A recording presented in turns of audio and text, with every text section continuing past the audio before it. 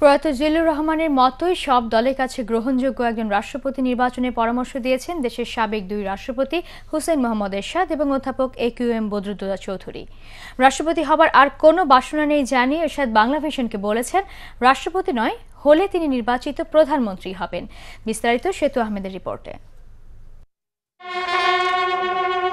১৯তম রাষ্ট্রপতি মোহাম্মদ জিল্লুর রহমান গত হবার পর জরুরি হয়ে পড়েছে ২০তম রাষ্ট্রপতি নির্বাচনের বিষয়টি।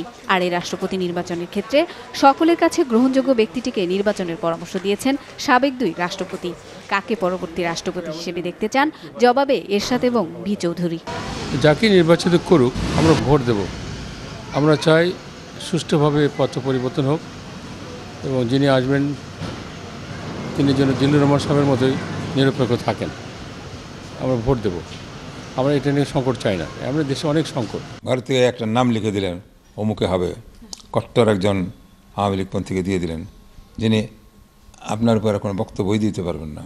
কিন্তু মনে রাখতে হবে, যখন দেশ বিপদে পড়ে যায় তখন দুটি মাত্র আশ্রয়স্থল থাকে, একটা হল প্রধানমন্ত্রী আর একটা রাষ্ট্রপতি। রাষ্ট্রপতি বাংলাদেশের রাষ্ট্রপতি, প্রধানমন্ত্রী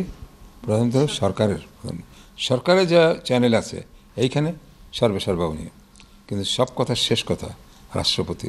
এই জন্যই তো রাষ্ট্রপতি নামে অ্যাপয়েন্টমেন্ট ডিসমিস করা হয়। রাষ্ট্রপতি হবার প্রস্তাব দিলে কি করবেন জানতে চাইলে এরশাদ সাফ জানিয়ে দেন, রাষ্ট্রপতি হবার আর কোনো স্বাদ নেই তার। আমার রাষ্ট্রপতি হওয়ার কোনো বাসনা নেই। ইলেকশন করব, আমি হতে চাই প্রধানমন্ত্রী, রাষ্ট্রপতি না। অন্যদিকে বি চৌধুরীর পরামর্শ, সকলের মতামতের ভিত্তিতে যেন নির্বাচন করা হয় নতুন রাষ্ট্রপতি, নয়তো সংকট আরও বাড়বে। এখন যে রাষ্ট্রপতি হবেন যিনি, তিনি তো 5 বছর থাকবেন। যদি এমন একজন রাষ্ট্রপতি করেন যিনি কট্টর সরকারপন্থী, তাকে যদি রেখে যান, ধরে নেন থিওরিটিক্যালি যদি আওয়ামী লীগ ক্ষমতায় না আসে, অন্য দল ক্ষমতা, বিএনপি ক্ষমতা আসে, তখন সেই রাষ্ট্রপতি পদে পদে পদে পদে ইচ্ছা করলে, ইচ্ছা না করলে আলাদা, ইচ্ছা করলে বিঘ্ন সৃষ্টি করতে পারবেন। সকল দলের পাশাপাশি সুশীল সমাজ ও সমাজের বিশিষ্টজনদের সাথে কথা বলেই এ গুরুত্বপূর্ণ সিদ্ধান্ত নেওয়ার আহ্বান জানিয়েছেন সাবেক দুই রাষ্ট্রপতি।